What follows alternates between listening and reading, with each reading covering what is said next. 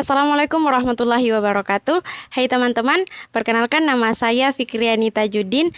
Saya merupakan mahasiswi STAIN Majene semester 2 dari program studi Komunikasi dan Penyiaran Islam dan jurusan Usuluddin Adab dan Dakwah.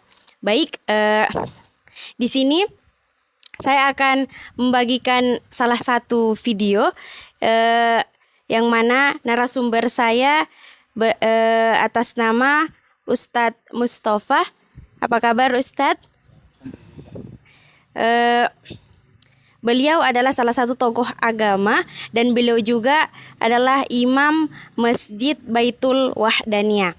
Baik, untuk mempersingkat waktu, kami akan berbincang-bincang dengan beliau mengenai tentang Ustadz, bagaimana menurut Ustadz tentang pelaksanaan istinja yang baik? Ya, tentu bahwa istinja itu sebenarnya wajib ya. Istinja dalam fikih itu taharah. Jadi salah satu syarat untuk menunaikan kewajiban seperti salat itu kan harus bersih. Apalagi kalau kita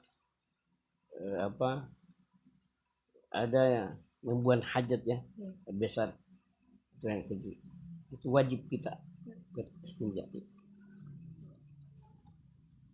Kemudian lanjut pertanyaan kedua, bagaimana menurut Ustadz tentang orang yang melaksanakan puasa pada bulan Ramadan tetapi tidak melaksanakan sholat 5 waktu, Ustadz? Nah itu, kadang memang di masyarakat banyak seperti itu, kita tidak tahu apa alasannya. Bahkan saya pernah ada temukan dia puasa tetapi dia enggan melaksanakan salat. Kita tidak tahu alasannya seperti apa. Yang jelas bahwa itu salat kan adalah latihan agama. Ketika salat wajib 5 waktu kita tinggalkan, maka semua amal ibadah itu akan ditolak. Karena itu adalah kunci ibadah. Saya kira seperti itu. Itu ada ayatnya itu. Dan pada saat di hari kemudian nanti itu, yang pertama kali ketika kita meninggal itu, yang pertama kali ditanyakan itu adalah salat. Ketika salatnya baik, maka baiklah seluruh amal ibadah. Apabila salatnya tidak baik, maka seluruh amal ibadah akan ditolak. Saya kira seperti itu. Kemudian yang terakhir, bagaimana menurut Ustadz tentang pelaksanaan sholat qala seperti yang banyak dilaksanakan pada masjid-masjid di sekitar kita, terutama di Majene ini, Ustadz? Ya, itu kan salat qada itu salat yang terlupa sebenarnya. Ketika itu kan ada ayat hadisnya, itu saya lupa hadisnya. Ketika kita terlupa melaksanakan salat, ketika terlupa melaksanakan salat, apakah dia tidur atau mungkin ada hal tertentu, dia terlupa, dia ingat, terbang. Contoh misalnya dia tidur pada waktu, dia tertidur sampai salat asar tidak terlaksanakan. Kemudian sampai maghrib dia terbang, saya tidak salat asar, sudah maghrib. Nah di situ harus melaksanakan salat asar itu. Walaupun waktu maghrib, tapi dia harus wajib. Ini wajib sebenarnya. Ada sebagian ulama itu pada pendapat bahwa wajib diganti itu walaupun waktu maghrib, kita harus melakukan salat asar pada saat maghrib itu.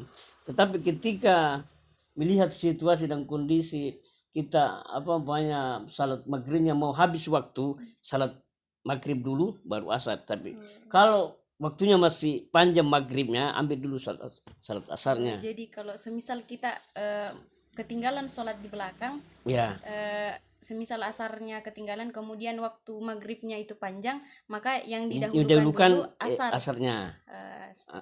Ketika waktu yang singkat, maka yang didahulukan itu sholat maghribnya dulu. Kemudian ada 4 mazhab sepakat bahwa yang dimaksud salat mengganti itu salat, kan istilahnya mengganti itu sebenarnya. Kalau kada istilahnya itu sebenarnya itu dilakukan kan kita umur umpamanya kan diperintahkan beribadah itu kan umur 17 tahun. Ada kan ada hadisnya 7 sudah diperintahkan salat. Bahkan kalau sudah 10 tahun nih, itu bisa sudah dipukul berhadis, dicambuk. Nah, dari rentang waktu itu apalagi sampai umur 7, pasti kadang anak-anak kita tidak salat, pasti begitu. Siapapun dia pasti ada yang tidak salat. Nah itulah yang kita ganti itu sebenarnya. Itulah salat, bukan mengganti mau jangan dulu sebentar saya ganti. Itu yang diganti itu salat itu. Ketika umur 7 sampai 10 tahun bahkan sampai masuk aki balik 17 tahun itu yang diganti. Nah makanya itu diharapkan ketika salat, umpamanya kita salat maghrib, kita mengkada lagi salat maghrib kalau ada waktunya. Salat isya kita diharapkan mengkada lagi. Itu sebenarnya setiap hari sebenarnya. Cuman momentumnya Ramadan, banyak ibadah itu sering dilakukan pada malam Ramadan. Momentumnya Ramadan, jadi kita ganti di situ salat. Jadi urutannya duhur, asar, maghrib, isya, subuh. Itu ketika kita melaksanakan di bulan Ramadan itu malam-malam ganjil. Biar bukan malam ganjil.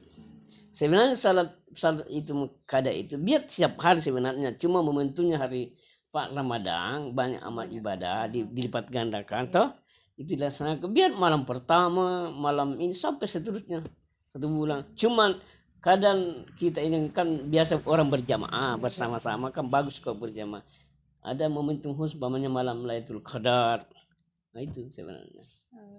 Ketika kita melaksanakan sholat, semisal kalau kita melaksanakan sholat qada dalam keadaan bulan suci Ramadan itu, apakah kita melaksanakan sholat qala atau sholat qada ini yang itu kita lakukan di luar atau sholat tarwih dulu yang kita laksanakan ketika di bulan Ramadan? Begini itu kan itu kan semua salat fardu, maka yang didahulukan itu sebenarnya harus didahulukan itu. Didahulukan sholat qala kemudian sholat kemudian tarwih dengan saat yang lain gitu. Baik, terima kasih Ustaz. Kemudian sebenarnya kadang masyarakat juga ada sebagian besar itu, bukan sebagian besar, sebagian tidak dia tidak menerima salat itu, padahal sebenarnya boleh. 4 mazhab itu dalam Islam menerima itu sebenarnya, karena ada hadisnya, ada dasarnya. Tidak mungkin para ulama-ulama besar kita mau melaksanakan itu kalau memang tidak ada itu sebenarnya. Cuma ada sebagian ulama, sebagian teman-teman kita yang tidak menerima itu. Iya, gitu. Iya. Terima kasih banyak Ustadz. Nah, itulah tadi penyampaian dari narasumber kami yakni Al-Ustadz Mustafa. Demikian dan terima kasih. Terima kasih banyak atas waktunya Ustadz. Akhirul kalam, wabillahi taufiq wal hidayah. Wassalamualaikum warahmatullahi taala wabarakatuh. Silakan dulu aja.